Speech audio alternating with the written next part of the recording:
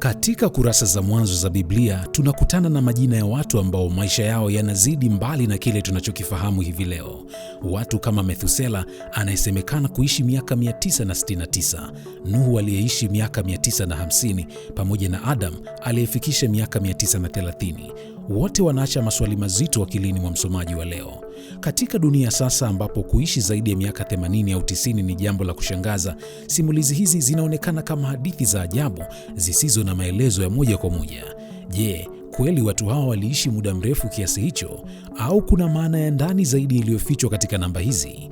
Maswali haya yamekuwa yakijadiliwa kwa karne nyingi, yakivutia wanatheolojia, wanahistoria na hata wanasayansi kujaribu kuelewa siri iliyo nyuma ya maisha marefu ya wanadamu wa kale. Wengine wanaamini ni ukweli halisi uliotokea katika mazingira tofauti kabisa na ya leo, huku wengine wakiona ni lugha ya kifasihi yenye ujumbe wa kiroho zaidi. Katika makala hii tutachunguza kwa kina sababu mbalimbali zinazoweza kuelezea kwa nini watu wa Agano la Kale walitajwa kuishi maisha marefu kiasi hicho. Tutaangalia mitazamo ya kidini, kihistoria na hadi kisayansi. Mimi naitwa Justin Shedi. Sasa twende kazi. Hata wewe unaweza kutengeneza mamilioni kupitia YouTube. Kupitia kitabu hiki nimekuandikia mbinu za siri nilizozitumia kwa miaka 8 kukuza chaneli na kutengeneza pesa. Utafahamu kila kitu kuhusu YouTube, kuanzia kufungua mpaka kupata watazamaji wa kutosha. Utakipata kitabu hiki kwa shilingi 5,000 tu. Tuma neno kitabu kupitia namba 0765535982 kisha utapata utaratibu wa kupata kitabu chako. Moja ya hoja za kwanza na za muhimu katika kuelewa maisha marefu ya watu wa Agano la Kale ni kujiuliza, je, umri uliotajwa ulikuwa halisi au ulikuwa na maana ya kifasihi au kiroho? Wataalamu wengi wa maandiko ya kale wanaeleza kuwa katika nyakati hizo matumizi ya namba hayakuwa tu kwa ajili ya kuhesabu miaka kama tunavyofanya hivi leo. Badala yake, namba zilikuwa na uzito wa ishara, zikitumika kuwasilisha ujumbe mpana zaidi kuhusu mtu au tukio fulani. Hivyo basi, kutajwa kwa mtu kama Methusela kuishi miaka 969 kuna uwezekano kuwa haimaanishi tu urefu wa maisha yake, bali pia kuonyesha umuhimu wake, hekima yake au nafasi yake ya kipekee katika historia ya mwanadamu. Katika tamaduni nyingi za kale, kuhusisha viongozi au watu muhimu na umri mkubwa sana ilikuwa njia ya kuwapa heshima na hadhi ya juu mbele ya jamii. Hivyo si ajabu kuona mifumo kama hiyo pia ikiakisiwa katika maandiko ya Biblia. Aidha, baadhi ya wanazuoni wanaona kuwa simulizi hizi zilikuwa na lengo la kufikisha ujumbe wa kiroho zaidi kuliko takwimu sahihi za kihistoria. Kwa mtazamo huu, maisha marefu yanaweza kuwa ishara ya ukaribu wa mwanadamu na Mungu au ubora wa maisha ya kiroho katika enzi za uumbaji, na si halisi kwamba mtu aliishi miaka zaidi ya 900.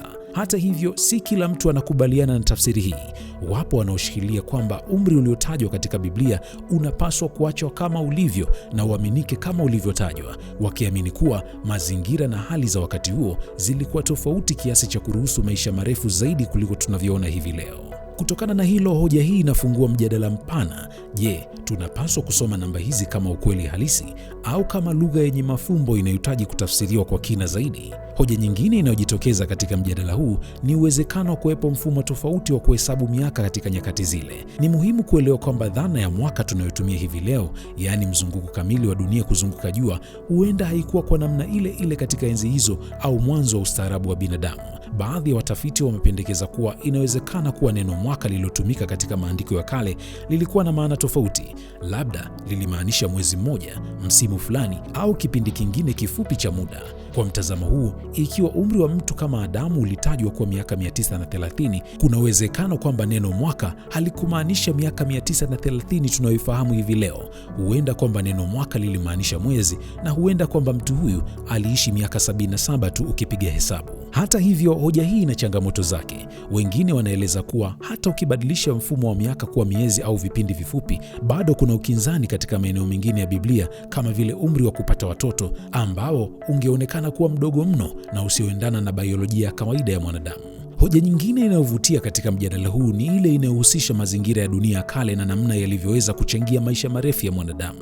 Baadhi ya watafiti, hasa wanaochunguza historia ya mazingira ya sayansi ya dunia, kwa kitaalamu paleoclimatology, wanaeleza kuwa hali ya hewa ya dunia katika enzi za mwanzo inaweza kuwa tofauti kwa kiasi kikubwa ukilinganisha na hivi leo. Kuna nadharia zinazoeleza kuwa huenda zamani kulikuwa na tabaka lenye ulinzi mkubwa dhidi ya mionzi hatari ya jua, hali ambayo ingeweza kupunguza madhara katika mwili wa binadamu binadamu na hivyo kuongeza muda wa kuishi. Aidha, tafiti za sayansi ya mazingira zinaonyesha wazi kuwa uchafuzi wa mazingira una athari kubwa katika afya ya binadamu. Leo hii binadamu anakabiliwa na hewa chafu, kemikali katika chakula pamoja na maji yenye uchafu, hali ambazo hazikuwepo au zilikuwa kwa kiwango kidogo katika dunia ya kale. Kwa mantiki hiyo, baadhi ya wachambuzi wanaona kuwa mazingira safi ya wakati huo yaliwezesha kutoa nafasi kwa mwili wa binadamu kudumu na kuishi kwa muda mrefu. Wataalamu wa sayansi ya virutubisho katika chakula wanaeleza kuwa vyakula vya asili visivyo na kemikali kama vile matunda, nafaka zisizosindikwa na maji safi vina mchango mkubwa katika kuimarisha afya na kuongeza umri wa kuishi. Ingawa hakuna ushahidi wa moja kwa moja unaonyesha kuwa watu wa enzi hizo waliishi zaidi ya miaka 900 kwa sababu ya lishe pekee, kuna makubaliano kwamba lishe bora huongeza uwezekano wa maisha marefu. Kuna hoja nyingine muhimu ambayo hatuwezi kuiacha, na hii si nyingine bali ni hoja ya kiimani. Katika mtazamo wa kidini, hasa kwa wanaoamini maandiko ya Biblia kama ni ukweli wa kiimani, maisha marefu ya watu wa Agano la Kale hayawezi kutenganishwa na mapenzi na mpango wa Mungu. Kwa mujibu wa simulizi za Biblia, mwanadamu wa kwanza Adamu aliishi kwa ukaribu wa moja kwa moja na Mungu. Hali hii ya ukaribu wa kiroho inaelezwa kuwa huenda ilichangia ubora wa maisha yake, si tu kiroho bali hata kimwili. Wazo hili linaungwa mkono na dhana kwamba dhambi ilipoingia duniani, hali ya mwanadamu ikiwemo afya na urefu wa maisha ilianza kudhoofika polepole. Inasisitiza kwamba maisha marefu ni baraka maalum kutoka kwa Mungu.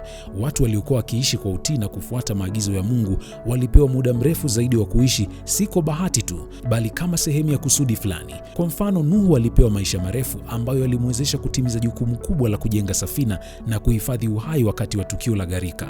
Lakini pia hata watu kama Adamu wanadaiwa kuwa waliishi kwa muda mrefu ili kuhakikisha kwamba vizazi vinavyofuata vinafahamu kuhusu Mungu, lakini pia kuongeza uzao wa duniani ambao ulitakiwa kukua kwa kasi. Endapo watu wangekuwa wanakufa mapema, basi huenda dunia isingejaa kwa kasi kama Mungu alivyotarajia.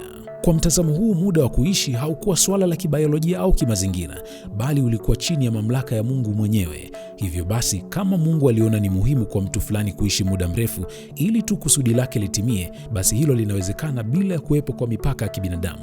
Na hili linafananishwa na kuzaliwa kwa Yesu Kristo, ambaye alizaliwa bila kuwepo kwa Baba, jambo ambalo linaenda kinyume na taratibu zote za kuzaliwa kwa binadamu yoyote aliyekuja duniani. Hata hivyo, Biblia pia inaonyesha mabadiliko ya wazi katika suala hili. Kadiri simulizi zinavyoendelea, umri wa kuishi ulianza kupungua taratibu. Watafsiri wengi wa maandiko wanaona hili kama ishara ya mabadiliko katika uhusiano wa Mungu na mwanadamu, au kama matokeo ya kuongezeka kwa uovu duniani.